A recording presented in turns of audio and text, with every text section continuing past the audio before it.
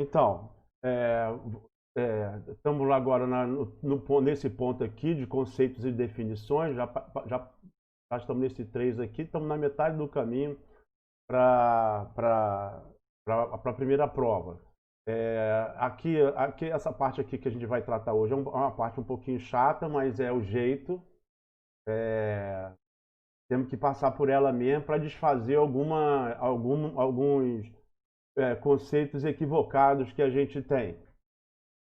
Depois dessa primeira parte, a gente vai ter a primeira prova e depois a segunda parte aqui para ter a nossa segunda prova. A gente precisa esclarecer, porque tem coisas assim que são confusas mesmo, né? Na exploração.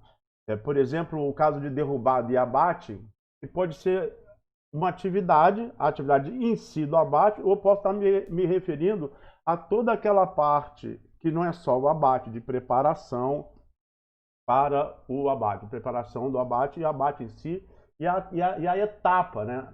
Tá na derrubada, então tá na etapa do abate. Aí tem o abate em si, propriamente dito. Corte raso e desmatamento, a gente tem que saber a diferença, né, de corte raso para desmatamento, desmatamento e desflorestamento, também modas, né, que acontecem, né, exploração e colheita, que é uma confusão também, exploração de madeira e devastação. A gente passa por essas etapas aí. Então, a atividade de abate ou derrubada é a primeira atividade do corte florestal, quando as árvores em pé são derrubadas. E eu posso estar utilizando, aqui no caso aqui eu estou usando um abate semi-mecanizado, né? que é utilizando motosserra, até hoje em floresta natural, embora isso aqui não seja, não me parece ser uma árvore, não, pior que é assim, acho que é pau-jacaré, não, mas não sei, mas ou totalmente mecanizada como em floresta plantada, em floresta natural, de um jeito em floresta plantada cada vez mais mecanizado, em floresta natural é limitado a semi-mecanizado. Na fase de abate, das árvores são derrubadas ou abatidas, e também pode ser destopadas, que é a separação da copa. Então, tudo isso pode ser, eu posso chamar o abate só o abate, ou pode chamar também as coisas prévias e pós o abate dentro de uma atividade geral. Então, ela pode ser destopada, que é a separação da copa, pode ser desgalhada, pode ser torada ou traçada, que é a mesma coisa, ou seccionada, que é a divisão em tora, né? Podem ser empilhadas. É a primeira atividade da exploração florestal para alguns. Para alguns, a primeira atividade é o abate ou a derrubada. Desbaste, então, o abate está aqui, que pode ser uma atividade ou toda uma fase, né?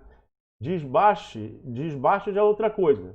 Desbaste é quando pode ser seletivo ou sistemático, quando eu corto partes da população, em geral aquelas que já estão suprimidas, se for seletivo, aquelas que já estão suprimidas para dar espaço às outras que tem já estão numa posição superior, né, eu dou espaço para elas poderem crescer mais, diminuir a competição.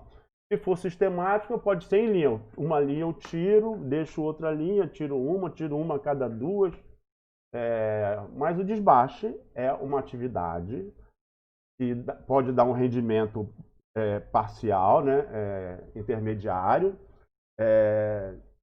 e que eu tiro parte da população para favorecer a população remanescente. Eu uso desbaste em pinos, em população de pinos, em floresta plantada. Em floresta natural eu não uso desbaste. Na prática não existe essa operação, desbaste de floresta natural. Ele pode ser seletivo, né? É um trato silvicultural praticado em floresta plantada e tem como objetivo favorecer o crescimento, como eu já disse.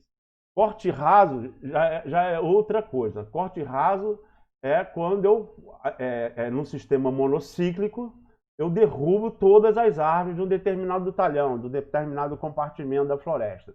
Derrubo todas as áreas para depois, ou via rebrota, ou via plantio de mudas, começar uma nova rotação. Ao final da rotação, então, eu faço o corte raso. é uma atividade intermediária do sistema monocíclico, né? É uma atividade intermediária do sistema todo monocíclico. Desmatamento, não. Desmatamento ou desflorestamento. Desflorestamento, o pessoal que gosta de chamar de nome bonito, né? A floresta, então tira a floresta, é o desflorestamento. Aí desmatamento é porque o caboclo, ele não chama floresta, ele fala mata. Lá na mata, eu moro na mata, lá na mata é assim assado, né? Então, é a remoção da floresta natural para outros usos, para conversão, né? Para outros usos, né? Pode ser para construção de alojamento também, implantação de uma indústria, ou para pastagem, cultivo, alguma outra coisa assim. Exploração florestal, aí é o conjunto de trabalhos executados durante a colheita de produtos florestais, por Souza aqui. É o conjunto de trabalhos executados durante a colheita florestal. O que é exploração florestal? Ou é o conjunto de operações efetuadas no maciço florestal, segundo Tanaka, né? Visando preparar e transportar a madeira até o local de utilização com a aplicação de técnicas e padrões estabelecidos, tendo por finalidade transformar no produto final. Está usando exploração aqui e está pensando mais em floresta plantada também, né? Mas também está uma conta para floresta natural também. Alguns autores consideram a abertura de estradas e o transporte parte da exploração. Outros não consideram. Então, exploração florestal aqui, nesses dois aqui, pode estar contemplando ou não, há quem separe. E floresta natural, a gente tende a juntar construção de estrada à exploração, porque a autorização vem junto.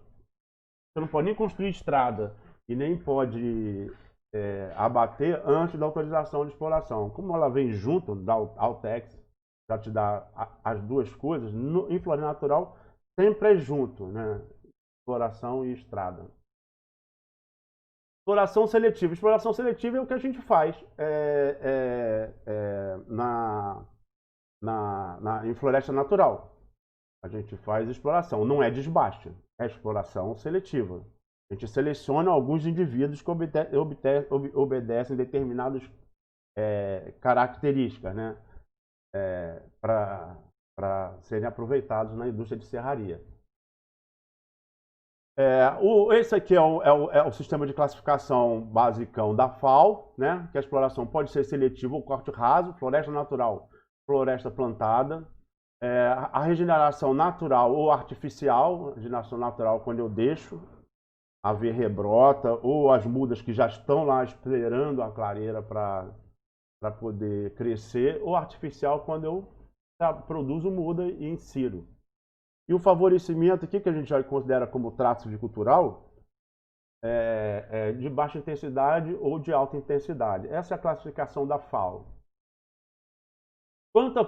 Quanto à exploração racional, exploração racional e irracional. Eu, pessoalmente, eu não gosto dessa divisão, porque o sacador de pau no mato, mesmo que ele não seja um empresário como o nome como o nome deveria sugerir, mesmo que ele não ligue para técnica, ele faz a coisa da forma mais racional possível. Ele não joga dinheiro para ele. Ele acaba jogando porque ele não tem conhecimento, mas ela não é irracional.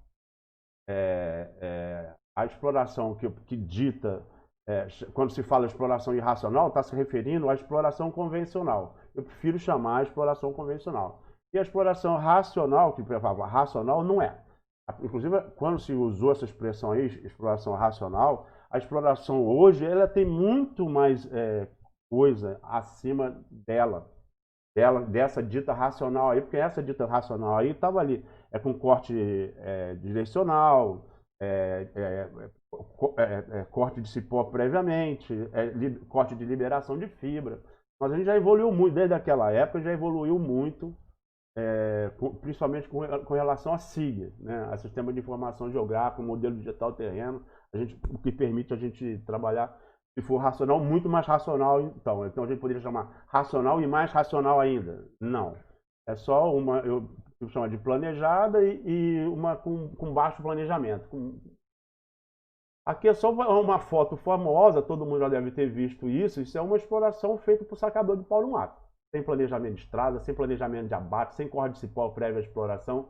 E aí é esse tipo de visão que a rapaziada ambientalista usa para tirar foto e dizer que a exploração de madeira, o madeireiro acaba com a floresta. Realmente, o sacador de pau no mato, a floresta fica acabada, mas ainda é floresta ali.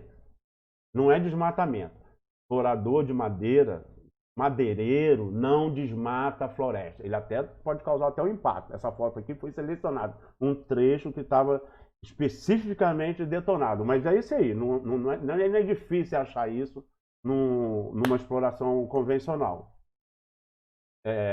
Mas não é desmatamento. Os madeireiros estão desmatando a Amazônia. Não, madeireiro não desmata porque ele não é burro também. É irracional de jogar dinheiro fora. Ele vai só tirar a madeira que ele quer. Sem técnica, sem planejamento adequado, mas ele não desmata. E aqui é uma exploração, a área de uma foto, que aqui dá para ver um pátio aqui, locagem, onde foi feita a exploração. E se você não dá de cara com um pátio, não dá de cara com um toco, se você não está acostumado, você nem percebe que aquela área foi explorada, né? Então, essa definição de exploração racional e irracional, eu acho que não é bem isso. É com planejamento ou sem planejamento nenhum, ou com graus diferentes de planejamento. Exploração sustentável, a gente fala, né, que é uma meta a ser seguida sempre, ser procurada sempre, né? Mas aí, quando a gente vê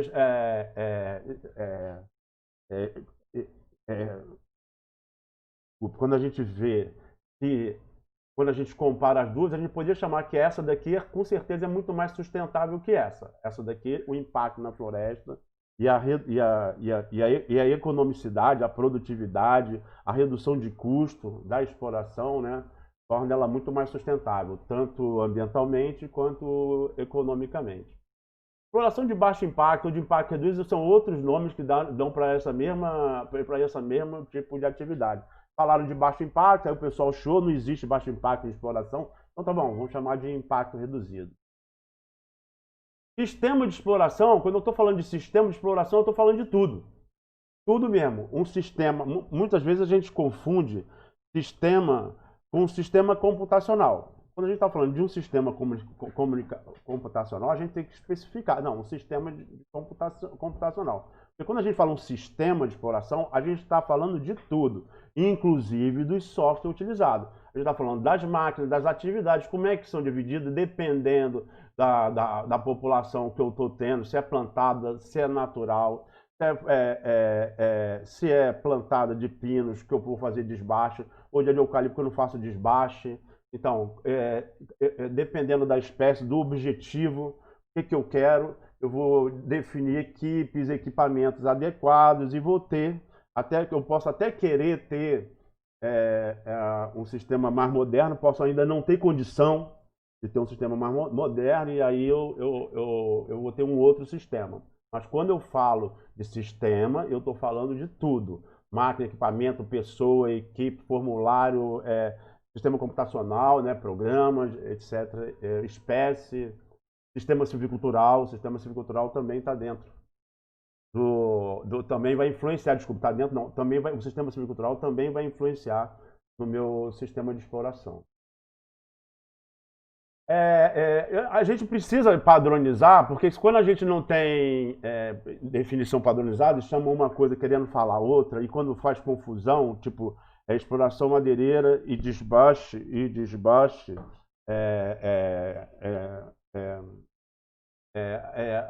às vezes pode dar confusão. E quando eu estou falando de derrubada como atividade, como etapa, né? Se eu estou falando como etapa, então é a derrubada mesmo, o abate, mas também pode ser o destopamento, o seccionamento, né? O descascamento, o empilhamento, tudo isso fazendo parte da atividade de abate. Então, você está falando da atividade ou está falando da fase? E aí, isso pode dar confusão na elaboração de contrato, dando mais trabalho para os termos de referência. Você, então, quanto mais tiver definição vaga, um fala uma coisa, o outro fala outra, mais importância tem o contrato e os termos de referência. Quando você está entrando numa concorrência para fazer algum serviço, onde houve uma licitação pública, né, você, às vezes, você tem um termo de referência que é pequeno, que é curto. A gente pode pensar que um termo de referência curto é melhor, assusta menos. Quando a gente pega, pô, fui contratado para executar um serviço. Aí me contrataram e me deram lá o termo de referência, para eu executar. Se eu vejo um termo de referência cheio de páginas, eu posso pensar que, puxa vida, caramba. Aí se eu vejo um termo de referência mais curtinho, eu posso, oba, beleza. Não, isso é ruim, é um equívoco. Justamente porque você tem expressões que podem significar coisas diferentes, um termo de referência vago pode ser um problema, porque você pode achar que fez, e quando submete o relatório de execução ao órgão ao contratante que vai autorizar o pagamento, ele diz, não, mas não é isso que eu quero não, o conceito dele era outro. Quando ele falou alguma coisa, ele estava querendo dizer outra, e aí você não fez o que ele disse, e aí pronto, como é ele que tem que autorizar, você vai fazer a última coisa que se faz no mundo, no mato, é voltar para o mato para corrigir problema. Essa volta é um prejuízo danado. Vai estar lá, tem toda uma logística para chegar lá, para fazer e depois terminar e entregar. Quando o termo de referência é vago, às vezes faz parte do contrato, às vezes não faz parte, aí você tem que procurar elaborar um plano de trabalho, onde no plano de trabalho as atividades vão estar muito bem definidas, o que vão estar muito bem definidas, para que seja aprovado pelo contratante, para que você não tenha problema futuro, certo? Se não, é melhor você ter um termo de referência cumprido mesmo, cheio de detalhe para não dar erro. O quanto que aquilo vai dar trabalho é o preço que vai ser cobrado, não tem nada a ver. Dá trabalho mesmo. Quanto mais trabalho der, mais dinheiro vai rolar. Agora, termo de referência ou contrato vago é o pior dos mundos. É o pior dos mundos. Não se pretende isso não. Não se deve pretender. Tem que deixar passar. Então, talhão e compartimento, às vezes usa uma coisa, às vezes usa outra, né? Eito, talhão, compartimento, no caso de floresta natural, com floresta plantada, tem mais expressões que usam, porque é da iniciativa privada mesmo, é característica da iniciativa privada, do sistema cultural, da empresa, das pessoas que a constituem, das pessoas que fazem a sua história. Então, tem mais expressões, né? Mas em floresta natural, não. Em floresta natural, como a floresta natural tem uma lupa enorme, a exploração de floresta natural, exploração sustentável, vamos dizer assim, exploração sobre manejo de floresta natural, tem uma lupa bem grande, aí tudo tem que ser muito definido. Quando você pega uma instituição normativa que trata da regularização, da regulamentação da atividade de exploração ou de manejo, as primeiras páginas são só de definição. São só de definição. E aí você não usa compartimento, não usa talhão, não usa essa expressão. Você usa área de manejo florestal, unidade de manejo florestal, que é uma para cada propriedade, unidade de produção anual, que é a parte da floresta que você explora por ano, e unidade de trabalho, que é a subdivisão da unidade de produção anual, a subdivisão administrativa, quando a unidade de produção anual é muito grande. Então, essa definição aqui, nesse ponto, só nesse ponto, um dos poucos pontos que a regulamentação da atividade em floresta natural oferece vantagem, porque todo mundo sabe o que está falando, todos usam a mesma expressão. Da colheita e exploração, não.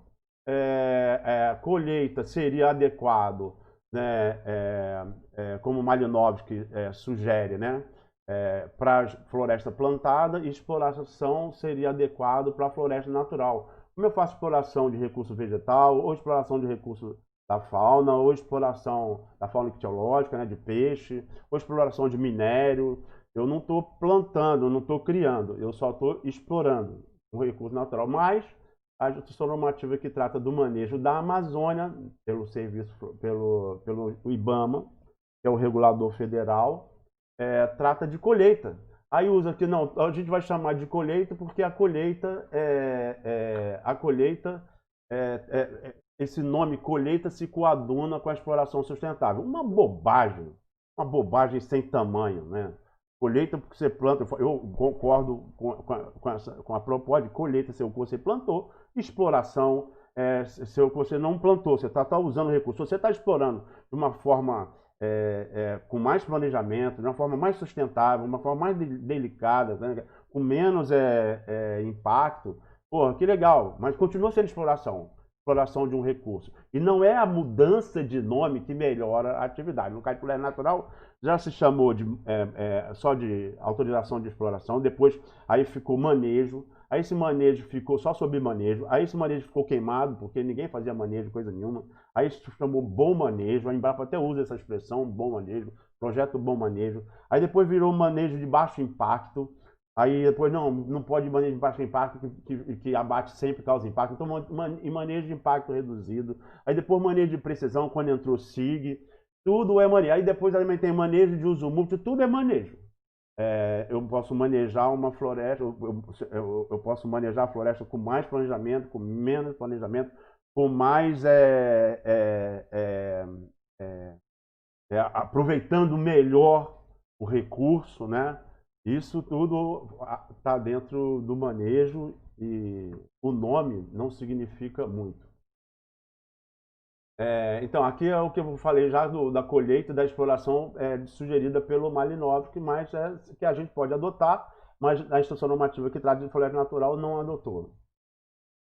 Então, a influência do meio ambiente na exploração florestal. O relevo influencia bastante. A gente vai ver isso na parte de estrada. E não só influencia na parte de estrada, quanto mais acentuado, acidentado, mais estrada você vai ter que colocar, porque para garantir a rampa máxima que a tua composição veicular de carga é capaz de subir, mas maior vai ter que ser o trecho, a seção da estrada entre curvas de nível. E aí, o que é isso aí? É mais tempo de transporte, é mais gasto na construção, é mais gasto na manutenção, é ruim. Ah, então se eu pudesse ter uma área totalmente plana, também não é bom. Não é bom como uma área que, se você pensar numa área totalmente plana, você vai drenar a água da chuva para onde? As nossas estradas são estradas de chão. Então, porque elas não se pagam se é asfaltado. Então, a gente tem que drenagem, a gente vai ver lá na frente, é o grande expressão de estrada. E se você está numa área totalmente plana, você vai ter problema de drenagem. Tá certo?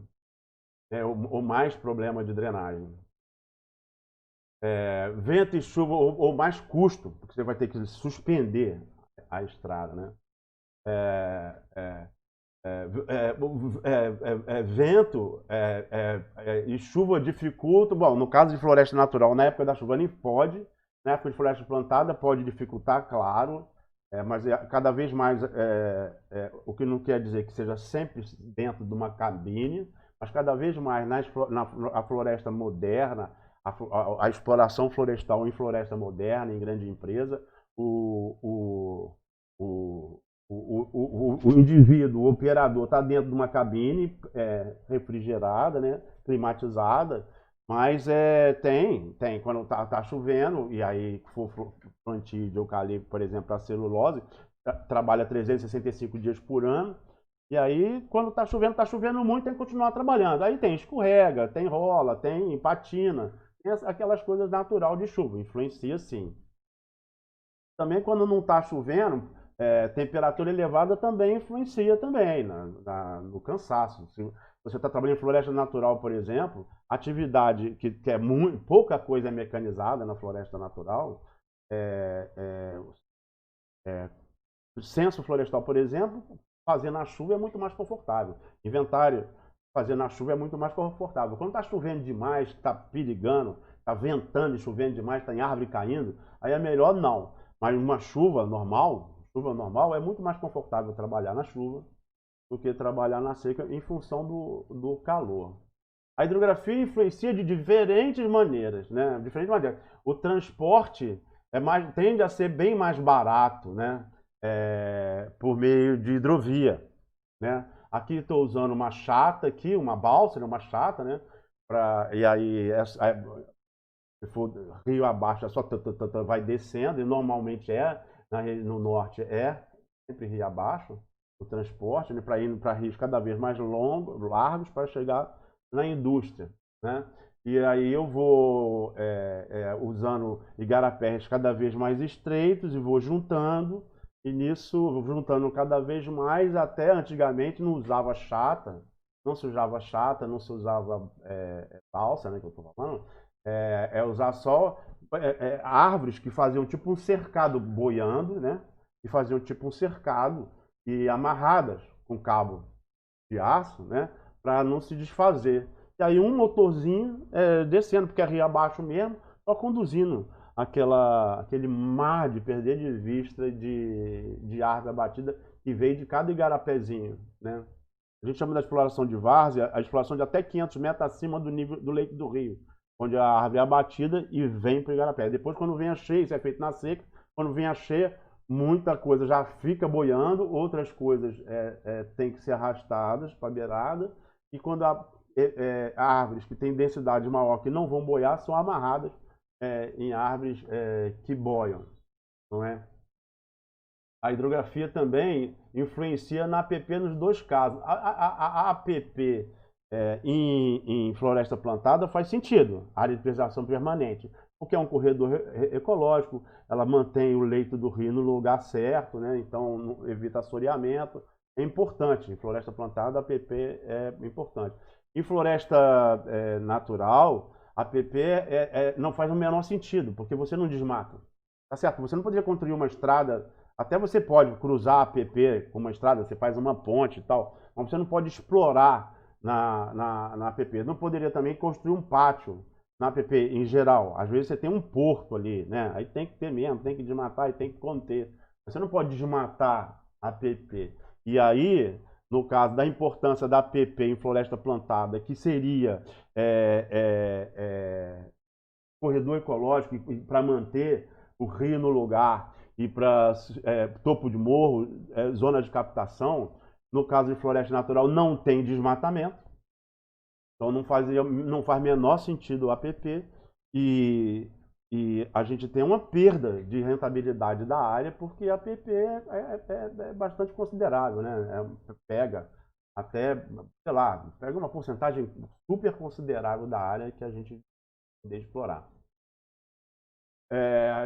A influência da exploração florestal no solo. A gente tem sim, de compactação, de erosão e de exportação de nutrientes. No caso de floresta plantada, eu tenho que repor.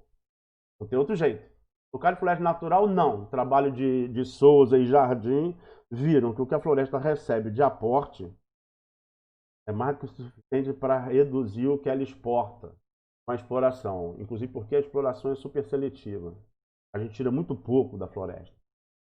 A erosão, sim, eu posso ter, no caso de floresta natural ou de floresta plantada, né? Se tiver chuva, se tiver tudo desmatado em corte raso, eu tenho que tomar determinadas atitudes, por exemplo, botar resíduo para cobrir, né? Botar resíduo para cobrir, né? Para resíduo das árvores, né? Para cobrir o solo, para diminuir o impacto da chuva na erosão, porque se eu faço corte raso, se eu não faço corte raso, a erosão é menor, mas de qualquer jeito a densidade de árvores fica abalada em explorações parciais, e aí eu posso sim ter erosão. No caso de floresta natural, eu posso ter erosão em estrada, se eu não faço a manutenção adequada, né? A estrada pode até acabar virando um dreno, né? A água começa a rolar ali, começa a criar suco, e aí cada vez mais água por ali, aí eu posso ter problema mesmo, né? E no caso de compactação, sim, eu posso ter reduzir isso, porque eu não quero. Compactação é uma coisa que é ruim para o solo, tanto de floresta natural como floresta plantada. No caso de floresta plantada, eu reduzo usando esteira, por exemplo, ou usando pneu mais largo, né? Tem pneu de trator, como a gente vai ver, de trator de máquina florestal, que é super largo, né? Então, reduzindo, então, distribuindo melhor o peso, né? Então, reduzindo a compactação. A outra coisa, em floresta natural, eu reduzo a compactação também, não trabalhando, não explorando, não trabalhando não, não explorando na época da chuva, quando o solo, na maioria argiloso, está sujeito à compactação. Eu exploro quando ele está com déficit hídrico. Inclusive, quando eu estou planejando a exploração, eu olho lá no balanço hídrico qual é a época que eu tenho solo com déficit hídrico. E aí a água, claro, né? A água, aí é o ciclo da água que a gente viu, né? Então aí a gente já trata disso quando a gente trabalha com APP, Plano de Preservação Permanente, em floresta plantada. Em floresta natural não faz sentido, porque a floresta está toda lá. A gente faz um abate um pouco mais intenso do que o abate que a própria natureza faz. A própria floresta está o tempo todo derrubando árvore, o tempo todo derrubando árvore, e a árvore quando cai na floresta faz uma arregaça muito maior, porque não tem corda de cipó. Não tem corda de cipó. Ela cai para onde ela quiser, ou para onde a natureza, a física mandar. Não tem corda de cipó, então o arregaço é muito maior do que... e quando ela cai, não tem corte direcionado também não tem direção de queda. Então, a gente faz isso. A gente faz corte direcional, a gente corta cipó antes, né, direciona ela clareira natural ou alguma coisa assim, sempre de forma planejada para diminuir o impacto, certo?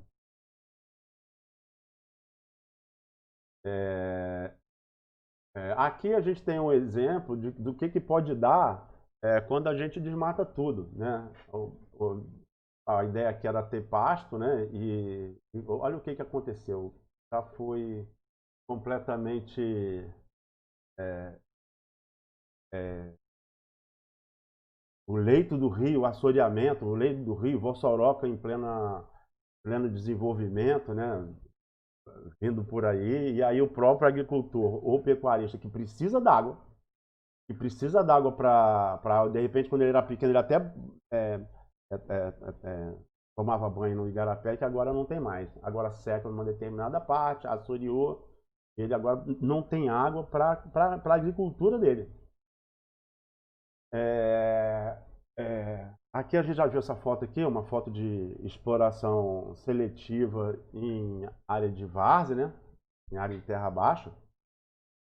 E a gente vê também que aí lá mesmo que não tem estrada mesmo, é tudo por igarapé, o impacto da exploração é muito menor e tem confusão aí, por causa da APP, da Área de Preservação Permanente. O Serviço de Patrimônio da União e o Ministério Público andaram no Amapá, principalmente, mas andaram no Amapá, no Pará, andaram tratando dessa questão, né? Da interpretação dessa questão, porque tem família que vive da exploração seletiva de madeira e o impacto é praticamente nulo, né? Que essas famílias impõem à floresta. É muito melhor que fosse agricultura, que fosse qualquer outra coisa, e não pode nem ter direito à terra porque é APP, é patrimônio da União. E quanto mais, então, você não pode ter APP, não pode ter propriedade porque é APP, não pode dar título de propriedade porque está na APP, não pode explorar também porque está na APP, e aí como é que vai licenciar, né? Mas o Serviço de Patrimônio da União e o Ministério Público Federal, no Amapá e no Pará, fizeram e estão fazendo um bom papel para resolver essa questão, esse impasse.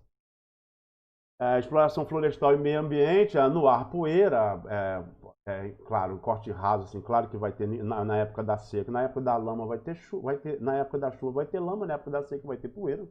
Não tem, a poeira sobe, depois desce. Gases também, resultante da combustão. Então, mas o impacto é sempre pontual, né, no tempo e no espaço. Ele é pontual no tempo e no espaço. Houve a exploração, no caso de monociclo, que é o mais extremo, no caso de monociclo, houve a exploração, depois vem a rebrota, a condição da rebrota ou o novo plantio, né? E aí são espécies de rápido crescimento, logo aquilo já desapareceu, já não tem mais, né? E retirada de sombra também, isso aí é tudo, é verdade, né?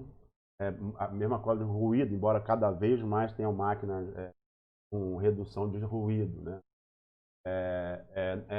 Na vegetação, se for floresta plantada, é, é, a floresta é plantada, é um agroecossistema. Então, você tem que pensar na floresta até como você pensaria, sei lá, em soja, em cana, em algodão, em pasto. É um agroecossistema. Ele não é feito para ser parecido com a floresta.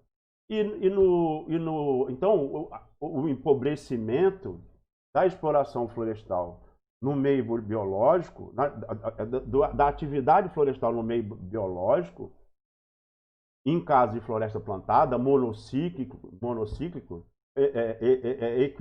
homogêneo, a mesma espécie,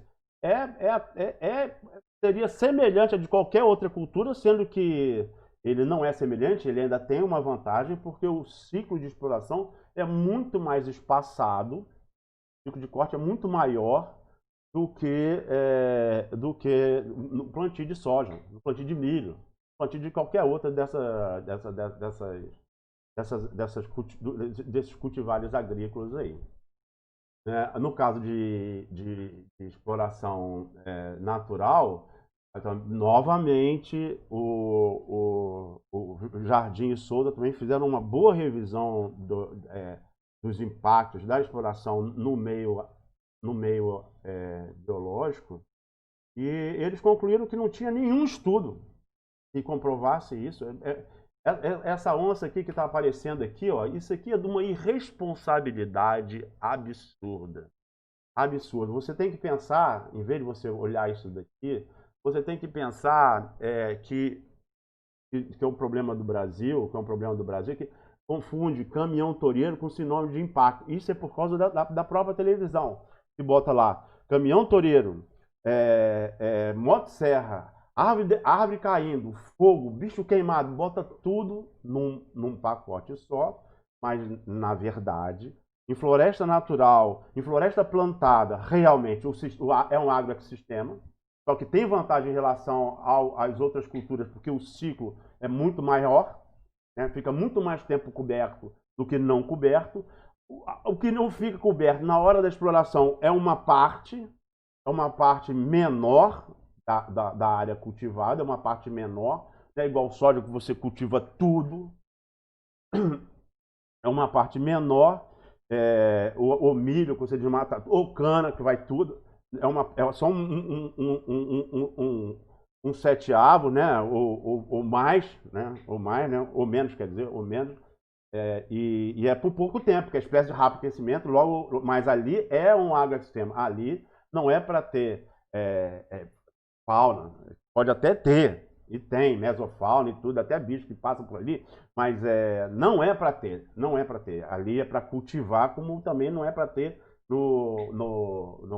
em outros cultivos, que quando tem usa até veneno para tirar, aí até pior ainda, vai usar veneno, já vai sujar o ambiente, sujar o igarapé, e por aí vai, matar peixe e por aí vai.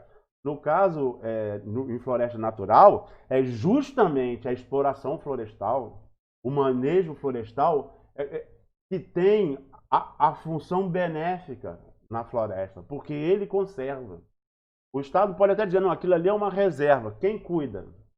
Quem garante? Quem não deixa entrar? Quem tem perna para fazer isso? Ainda mais se são áreas grandes. Quem? Aonde? Qual que é que tá segura, que está totalmente segura e que não tem invasão para caça, tal, que não tem? Atividade florestal, manejo florestal, mantém movimento na floresta.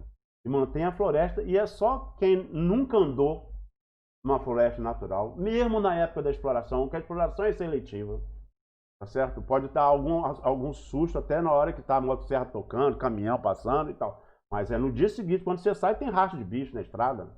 Você anda no mato, você está vendo bicho. Sabe como? É só olhar. É só olhar e ver a diferença. Ah, talvez aquele... Fernando Jardim não acharam, não. Não acharam. E quando a gente anda no mato, a gente também não vê. Eles fizeram uma revisão sobre isso, sobre os trabalhos que foram feitos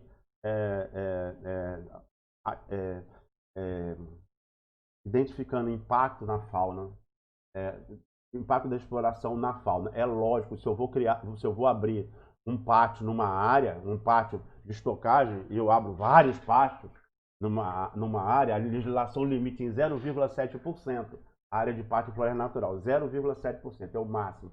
A gente não usa isso, a gente usa bem menos que isso. A gente usa de 0,4, 0,5. Mas naquela área do pátio ali, cara, se tiver um ninho, se tiver um buraco de tatu, que tiver ali, cara, vai rodar. Vai rodar, porque não, a gente nem dá para ver isso. Eventualmente, às vezes a equipe vê, aí joga um pouco para lá, mas aquilo ali é completamente insignificante em relação... Tá, se for um ninho de arpia, né, cara? Aí não, tudo bem, gavião real, pô. Não, essa árvore aí não cai de jeito nenhum, deixa aí, afasta, não deixa segurar e tal. Mas fora isso, é da lei, cara. É como eu falei. A gente tira um pouco mais do que a natureza já tira. Já tira o tempo todo. O tempo todo tá caindo árvore. É quando cai a árvore que dá a chance de espécies que precisam de insolação, de luz direta, poderem crescer, se desenvolver, fazer sua relação com a meso e macrofauna e se disseminar, se reproduzir, se disseminar, se dispersar e se disseminar.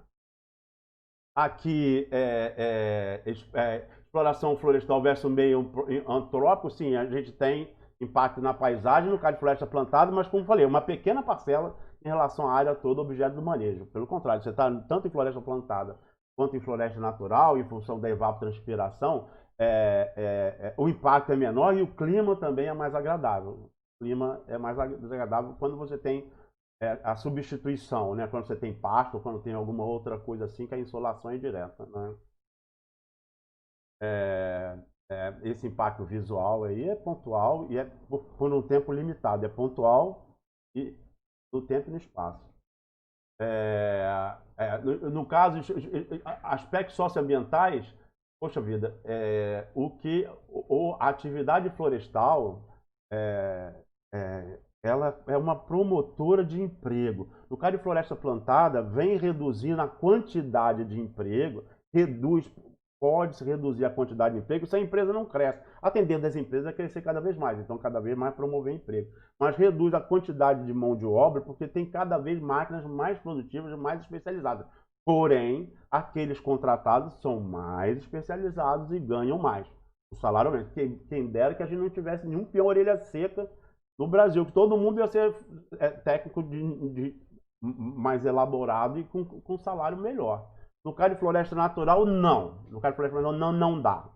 Até o abate, parou em semi-mecanizado. O impacto é bem pontual. Não dá para botar uma máquina grande lá para derrubar a árvore, para pegar a árvore, não dá. Só para arrastar, aí pode. No traçado pré-definido, que cause o menor impacto possível, né? Agora, qualquer outra atividade, no caso de floresta natural, que a tendência, primeiro foi só explorar madeira, depois foi explorar madeira e resíduo da madeira, resíduo lenhoso da exploração. Aí já é mais gente, é mais emprego e mão de obra. E aí, se for querer explorar outras coisas, por exemplo, as orquídeas, bromélias, das copas, das árvores que estão sendo picadas para produção de energia, ou explorar semente, planta, cipó, seja lá o que for explorar, mão de obra, mão de obra, mão de obra, mão de obra, mão de obra, mão de obra. Aí o impacto é muito legal. A atividade florestal, em geral, está depois da fronteira agrícola, a agricultura não chegou ainda, a atividade florestal está mais para lá ainda, mas ela chega dando emprego e carece de muita mão de obra mesmo. Em relação à proteção do indivíduo, a gente vai ver isso em ergonomia, mas já está cada vez mais, né, cada vez melhor, né? a proteção do indivíduo. No caso do abate aqui, que é semi-mecanizado, é a parte mais perigosa, por isso que tem todo um gradiente de formação do motosserrista para ele abater, mas o cuidado na exploração planejada é a única coisa que a produtividade é menor. Na exploração planejada, a produtividade, o custo de produção é menor, né? A produtividade é maior, o custo de produção é menor, né? Na exploração planejada, mas o abate, ou a derrubada, o abate, aí ele é menos produtivo. O custo de produção é maior, por causa justamente da questão de segurança. Não só a indumentária do indivíduo, mas também a melhoria do equipamento, cada vez mais moderno, mais silencioso, menos poluente, né? Mais ergonômico, com menos vibração, mais leve, cada vez mais nessa atividade aqui, que em floresta plantada cada vez menos presente, em floresta natural parou aí. O negócio é melhorar a condição aí. Existe também uma expressão que é aquela coisa das modas. Também teve uma época que o cara de floresta natural chamava de explotação, plano de explotação. Que bobagem. Aqui é aquela coisa de ficar procurando o nome para ver se não pega tão mal. Ou você assume a engenharia florestal, a exploração do recurso e trata bem, trata com cuidado, né? Ou então esquece, não adianta ficar mudando o nome, né? Extração florestal, até a disciplina chama extração, colheita, não. Extração é uma etapa da exploração que a gente chama de transporte primário. Pode ser via arraste, certo? Ou pode ser via baldeio, né? Que a madeira é suspensa, né? A madeira é toda transportada em cima, né? No forwarder, que é um trator, né? Feito exclusivamente para isso, é off-road. Ele não está andando em estrada. Caminhão anda em estrada, carreta anda em estrada. A composição veicular qualquer anda na estrada. Mas a extração florestal, essa parte aqui, a primeira parte lá, que é o transporte primário, que é o quê? Da zona de corte até a estrada ou da zona de corte até o pátio. Pode ser feita via baldeio ou pode ser feito via arraste. O tipo de floresta é decisivo na escolha do sistema de exploração, é mesmo, mas a gente só tem pacote tecnológico bem definido para florestas amazônicas e para caatinga. Também tem um monte de variação. Nos outros, embora a gente possa, o sistema da Amazônia poderia ser adaptado não só ao cerrado, como a mata de araucária ou mata atlântica, ou o sistema amazônico, né? O sistema de caatinga, no meu entender, poderia ser adaptado também para o cerrado, né? Dependendo da floresta, do que quer, como quer. Você vai entrar com mais tecnologia, com menos, que no caso da caatinga não se faz corte raso, não se faz condução de rebrota, não se faz censo de jeito nenhum, né? E é isso. E no caso da Amazônia, não, é mais caro porque é obrigatório o censo. Então a gente poderia usar, o pacote da Amazônia poderia ser usado tranquilamente na Mata Atlântica, não é utilizado por falta de juízo. Tem até uma cópia parecida, tem até um sistema, para ser justo, com o INEA. O INEA até tem uma coisa parecida, o problema é a limitação de área de manejo, a limitação de área de manejo. Então sempre fica a limitação do rendimento, a limitação da atividade como sendo uma coisa atrativa, né, para se preferir a floresta em pé e o uso e exploração da floresta em pé. Se a gente comparar a Mata Atlântica com a Amazônia, a gente não tem mais nada de Mata Atlântica, né? Já tem só um pouquinho, mas se a gente vê o que a gente tem no sul da Bahia, no extremo sul da Bahia, se a gente vê o que a gente tem florestas que o detentor dela, o dono dela, em vez de ficar fazendo RPPN para ganhar algum dinheiro em ecologia, botar um hotel, ela podia também ganhar dinheiro com exploração seletiva de madeira, tornando a atividade mais interessante ainda. Então, o que a gente acha que a Mata Atlântica tem só um pouquinho, para alguns países pode causar inveja. País que não tem. Aí se fosse dele, se o país tivesse juízo, ele tivesse a Mata Atlântica dele, ele com certeza iria explorar de forma sustentável, iria explorar de forma com técnica, mas ia explorar com certeza. Nas florestas amazônicas a gente tem a várzea, a exploração mais tradicional da várzea, né? E terra firme é onde tem mais, é o consenso, antigamente era 90% do volume saía da várzea, hoje não mais, quase nada sai da várzea. Tem muito problema legal também, né, na várzea, para legalização da várzea, como eu falei, né? A exploração é mais em terra firme, né? De transporte terrestre, né?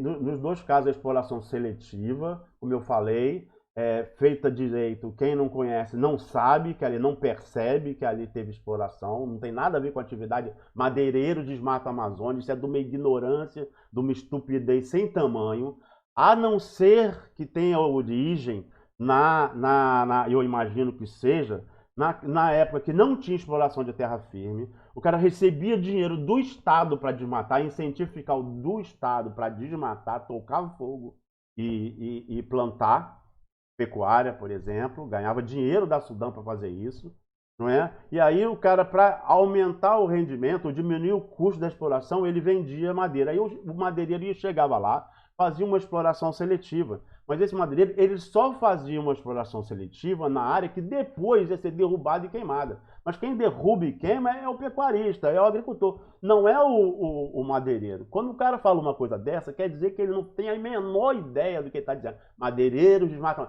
Não tem a menor ideia da estupidez que ele está dizendo, da ignorância que significa isso. E é ruim porque a nossa atividade, apesar de ser legal e apesar de ter muita diferença de técnica, de engenheiro florestal para engenheiro florestal, tem muita diferença de floresta que você fica emocionado, vendo um caminhão toureiro passando direto e tu fica, caramba, que floresta bem tratada, que floresta boa, cara, que coisa legal. Devia poder explorar fauna aqui também, cara, poder essa coisa produzir bastante dinheiro, né? A gente, em vez da gente fazer isso e bater com orgulho, a gente tem um tratamento pela sociedade em geral completamente injusto e contraditório, porque é essa sociedade que demanda tanto papel de floresta plantada, o papel para livro, para tudo, essa dá para fazer panfleto contra a exploração da madeira, panfleto contra o deserto verde, né? Usa o papel lá, o papel da floresta plantada. Ou demanda, puxa, essa madeira aqui é de mogno, puxa, essa madeira, pô, castanheiro, gostei muito de Angelim Pedra, pô, tô com uma cama ali. Então, a sociedade é hipócrita, porque ela demanda, existe atividade, porque a atividade para satisfazer uma demanda. E a gente está zilhões de anos-luz evoluído, tanto na floresta plantada quanto na floresta natural, e para a sociedade ainda é uma atividade ilícita, é legal, mas é considerada ilícita pela sociedade de um modo geral. Aqui eu estou falando de terra firme de várzea, mas isso aí é a mesma coisa que falar Amazônia. Não, a Amazônia, qual a Amazônia? Está falando da várzea da terra firme. Pô, para. Só aqui na floresta ombrófila densa, eu tenho um monte de tipo de floresta, um monte de tipo de variação de floresta. Não é? Uma variação topográfica, né? Variação de ambiente, variação de composição, a floresta mais aberta, mais fechada, mais alta, mais baixa, e aí eu tenho que tratar ela de acordo com ela, com o sistema silvicultural adequado, e nós cada vez dominamos mais isso. E aqui, no caso aqui, só para dizer, só em floresta aberta, floresta densa, quantas variações a gente pode usar, em floresta aberta, ombrófila aberta também, quantas variações que eu tenho aqui, ó, com cipoal, ou como ela é aberta em cima, como ela é aberta em cima, então ela é densa embaixo. Então tem muito mais. Aqui não, aqui a tendência, ela densa em cima, tem um subbosque mais limpo, mais ralo. A floresta aberta não, tem um subbosque mais denso. Desculpe, numa floresta aberta tem um subbosque mais denso.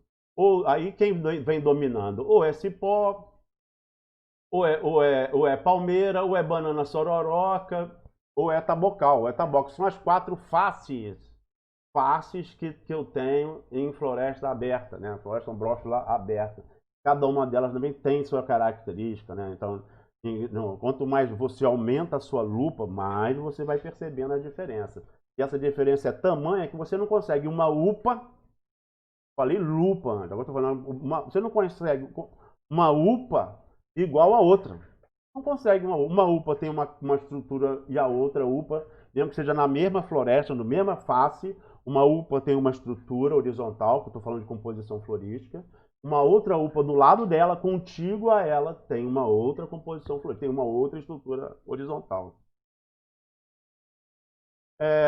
Então, floresta nativa de tempo cerrado, mata de araucária, a gente chama de mata da araucária por causa da araucária, que daí resolveram proibir ou restringir bastante. E aí a tendência do agricultor, quando vê uma araucária, como ele não pode derrubar, quando ele vê uma araucária ele já corta, porque ele sabe que se deixar ela crescer aquele pedaço ali, ele não vai poder mexer na terra dele, ele poderia explorar. Sempre é assim. Cachorro correndo atrás do rabo. Em vez da legislação, da política, fazer o que José de Arimateia Silva, certa feita, ensinou, nós temos que parar com a legislação, ele estava tratando especificamente do manejo da Amazônia. Mas ele vale para tudo. Nós temos que parar de ficar criando legislação para dificultar a vida de quem está fazendo errado. Isso não funcionou, não está funcionando e não vai funcionar. A gente tem que passar a fazer a legislação para facilitar a vida de quem quer fazer correto. Em vez de tentar prejudicar quem está fazendo errado, vamos tentar facilitar a vida de quem está fazendo correto. Aqui o cerrado também, que a coisa, quem disser que tem pouca biodiversidade para alguém que estuda cerrado, está no sal. A gente que está acostumado com a Amazônia, está acostumado com a Amazônia, quando olha assim, Amazônia, Mata Atlântica, quando olha o cerrado, acha até que de repente na Caatinga tem mais coisa para tirar, né? Mas quem está no cerrado discorda disso, quem faz avaliação de biodiversidade de farmacêuticos, de frutos, né, até de fauna mesmo, sempre enaltece. Então é só quem conhece é que pode falar alguma coisa. Quem conhece. Quem não conhece fica falando, o cerrado, como eu estou falando agora. Então já estou dizendo que eu conheço e a gente também não tem pacote tecnológico para definido, né, como a gente tem para a Amazônia e para a Caatinga. Né? Ainda floresta Mata Atlântica Caatinga já falei, né? Aqui a Caatinga, que é no ecossistema, mas a gente também, quando a gente generaliza a Caatinga, a gente vai olhar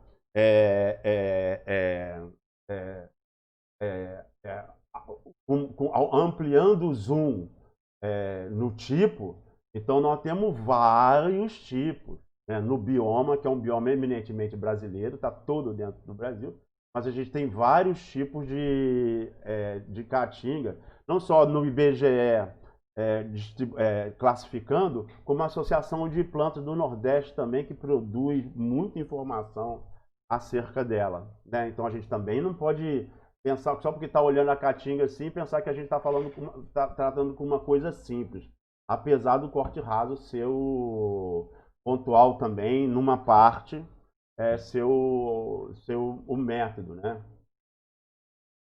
Tem um monte de produtos, né? Um monte de dinheiro. Às vezes você pode tirar um produto só e esse produto valer muito dinheiro. Fora que ele é um elemento importante na matriz energética da região, né? Para uso doméstico, né? Não é como na Europa, que é para calor, né? Produção de calor, mas é para uso doméstico, para cozinha, né? É super importante o uso da lenha na fabricação de alimento, na cocção de alimentos no Brasil. É super importante, não é só na Caatinga não, no Brasil. Mas aqui a Caatinga mostrando lá. No caso aqui está botando uma vaca aqui, mas é um bezerro, né? Mas é um boi, né? Mas para a Caatinga, inclusive, é muito mais adequado ovino e caprino. Se o boi morde sede, ou dá trabalho, não come, tem que arrumar ração e tal, com a seca, que é natural da Caatinga, a floresta da Caatinga, ela é muito mais, lógico, ela é adaptada, é a expressão máxima da natureza para aquele ambiente. Então as espécies da Caatinga estão acostumadas com a seca prolongada, elas continuam vivendo e sobrevivendo. E aí, nesse caso, o ovino e caprino são plenamente adaptáveis ao manejo da Caatinga. O bicho entra e dá o jeito dele. Tenta dar o jeito dele. Pode até não ganhar peso, mas não perde. Sobrevive. Ao contrário da vaca branca, no caso aí essa aí não é branca, mas ao contrário da vaca, da pecuária bovina, e sempre carece de energia, e não raro o cara tira dinheiro da ovina, da caprino ou da mata para poder sustentar a vaca em hora ruim. Aí floresta plantada no Brasil, a gente está falando principalmente de pinos e eucalipto, né? É, eucalipto é quase tudo, dos 8 milhões de hectares, dos cerca de 8 milhões de hectares que a gente tem de floresta plantada, que produzem muito mais, para ver o potencial da floresta natural, né? Que produzem muito mais do que floresta plantada, em termos de dinheiro, de volume, de tudo. É, é, é, o eucalipto é a maior parte para a indústria de papel e celulose. O resto existe. Inclusive tem gente no Mato Grosso, tem gente no Pará, na BR-163, que tentando plantar guimelina. Olha só, guimelina em área convertida para fugir da perseguição dos órgãos ambientais. Quer saber? Eu não quero mais mexer com isso, não. Vou pegar uma área, vou desmatar e vou plantar. Por exemplo, guimelina foi bastante plantada. Aquele pinho cuiabano também. Foi plantado. Para aí eu vou plantar porque eu me livro dessa coisa além de eu especificar o meu produto, eu me livro da perseguição dos órgãos ambientais, né? A gente ainda tem, agora a gente está cada vez mais na parte de eucalipto, cada vez mais evoluído, né, com plantio clonal, né, substituindo plantio de semente, né, nem tem demanda não. A demanda por clones não consegue ser atendida, então acaba usando muita gente planta semente, mas queria ter muda de clone por causa da homogeneização do plantio, né? E produtividade, homogeneização de modo geral, e facilidade de exploração, né? Do planejamento, né? Superior. Lembrando que aqui eu estou falando de agroecossistema, eu não estou falando de floresta natural. Então aqui, quanto mais especializado, melhor. Inclusive, como é que chama? Transgênicos, inclusive com transgênio. Existe também, até na agricultura do feijão, existem transgênicos que são resistentes a determinadas patologias, que eu tenho que usar veneno, que eu tenho que usar remédio, que eu poderia não usar se eu usasse um transgênico. E também o transgênico, também a rapaziada ambientalista do preconceito, da moda, de pegar o papel do eucalipto e fazer panfleto contra o eucalipto, contra transgênico, contra aquelas coisas lá. São essas coisas que a gente assistiu o tempo todo. No caso de eucalipto, a gente tem predominância do sistema de tora curta, né? Aí no floresta plantada ainda pinos, né? Geralmente em regime de desbaste, sem poda, mas com desbaste. Aí vai ir tirando e tirando ganhos parciais, ao mesmo tempo que dando espaço para que a população remanescente, os indivíduos remanescentes, possam atingir maiores volumes para a serraria. Que aí, no caso de pinos, predominância do sistema de tora comprida, ou árvore inteira. A gente vai ver a classificação dos sistemas. A gente tem uma publicação anual da IBA, que é a Revista Brasileira da Indústria, a Revista da Indústria Brasileira de Árvores, né? Onde a gente tem muita informação sobre floresta plantada. Infelizmente, a gente tinha que ter muito mais área plantada, muito mais área plantada do que a gente tem. E certa feita eu vi uma discussão dentro da Secretaria de Produção Sustentável, no Ministério do Meio Ambiente. Não foi nessa gestão, foi na gestão retrasada, gestão passada, não foi nessa gestão, na gestão passada, ou retrasada, né? Não foi nesse governo, passado, né? De como que ia fazer dentro da Secretaria de Desenvolvimento Sustentável, do Ministério do Meio Ambiente, Secretaria de Produção Sustentável, não, SDS, Secretaria de Desenvolvimento Sustentável, dentro do Ministério do Meio Ambiente, gente graduada discutindo como ia fazer para impedir, impedir ou reduzir o deserto verde. Estava se referindo ao eucalipto. Cana não é deserto verde, soja não é deserto verde, mas eucalipto é deserto verde. Como é que a gente vai fazer para impedir a expansão ou reduzir? Isso eu bato sempre nessa tecla, porque essa é uma questão muito séria. Um dia a gente vai ter que ir para a briga com vontade. Ir para a briga com vontade para ganhar essa guerra. Para ganhar, a gente só fica apanhando, ficando cada vez mais calado, mudando de nome, criando um nome mais bonito. Não vai adiantar. Quanto mais se recua, pior vai ficando. Então, ainda recurso humano, exploração ocupa muita mão de obra no caso de floresta natural, tendência crescente de mecanização no caso de plantada, e há uma diferença grande, como eu já falei. E os cuidados são crescentes, né? No caso da exploração, com água potável, com refeição quente. Eu acho até que, pessoalmente, eu acho que se a refeição quente é um exagero em floresta natural. Lá vai o cara com a vanzinha, sei lá, com uma caminhonete, com uma picapezinha, com quentinha, distribuindo quentinha, pô, um calor danado. Eu acho que o peão não faz isso na casa dele. Ele não faz isso na casa dele. Pô, bom, mas tudo bem, que seja. Uma refeição quente, sanitária e condição, isso é fundamental, sanitária e condição de higiene. Primeiros socorros, remédio, transporte adequado, com certeza, transporte adequado, local para descanso, tratar bem aqueles que você precisa, né? Dependendo, quanto mais mão de obra e quanto tem mais risco, e por isso tem que se, como eu estava falando lá do motorista, por isso tem que se tomar cuidado, né?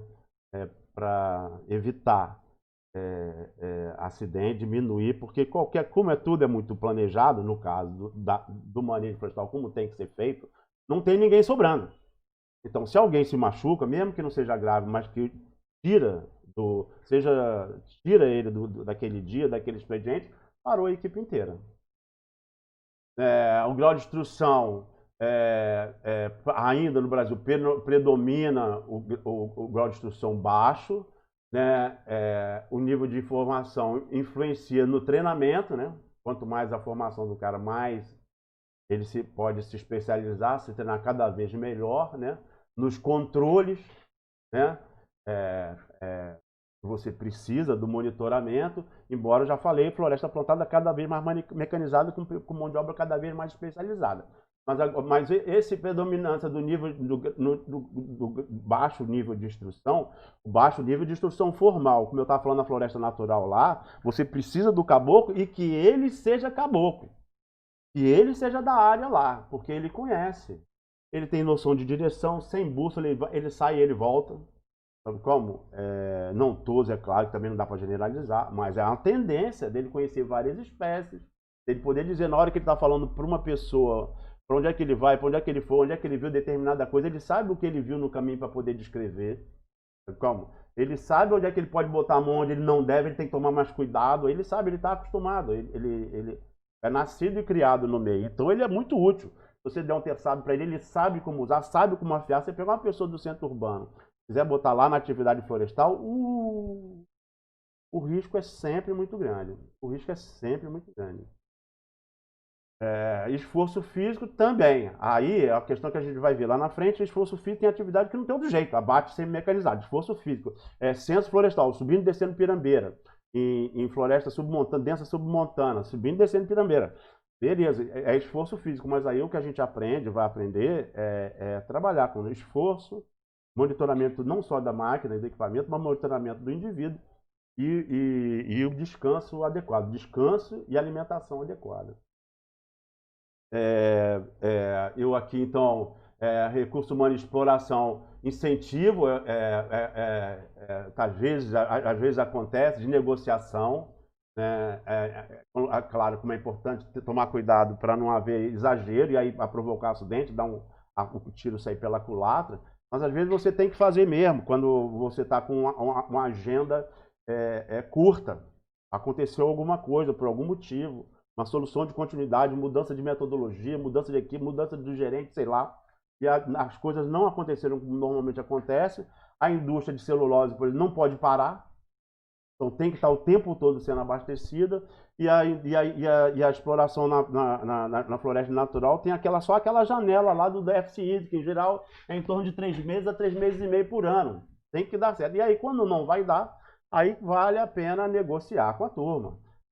Aumentar a horário de expediente, diminuir a distância entre intervalos, quer dizer, não trabalhar muito comum, trabalhar de 15, ter um fim de semana de 15 em 15 dias, e não um fim de semana semanal, um fim de semana, todo fim de semana, quer dizer, né? Não todo fim de semana sim, fim de semana não, ou até um prazo mais longo, à custa de um incentivo financeiro ou à custa de negociação bom, depois eu desconto esse descanso aí, né? E também, tanto uma floresta como outra, a floresta natural, não quer dizer que ela não seja especializada, não. Cada vez é mais especializada. E quanto mais você especializa um peão para fazer bem feito aquilo que ele tem que fazer, mesmo que seja uma orelha seca, mesmo que seja um capacete amarelo, quanto mais você especializa ele para o seu sistema silvicultural, menos você quer perdê-lo, né? Então, mais estabilidade ele tem, e, em geral, vai aumentando. Isso também tem reflexo no salário. Né? Quanto à frota própria e frota de terceiro, é igual a alugar e comprar. Isso aí é conta. Tá? Isso é conta. Também tem a questão da preferência pessoal, mas é conta. E também disponibilidade, que às vezes você... uma área pequena, eu vou usar um skidder para explorar uma área relativamente pequena, um skidder? Não, você não vai comprar um skidder, você vai alugar um skidder, porque ele não vai se pagar, igual aquela plotter que eu estava falando anteriormente. Mas vai ser muito melhor você pagar a hora do skidder, né, para um terceiro, do que você querer arrastar no boi, no búfalo, querer arrastar no braço, querer desdobrar e arrastar na zorra, né? É muito melhor você pensar, fazer conta, e às vezes você até quer usar um skidder, mas não tem. Não tem a máquina que você gostaria, a máquina adequada para você alugar e fazer uso.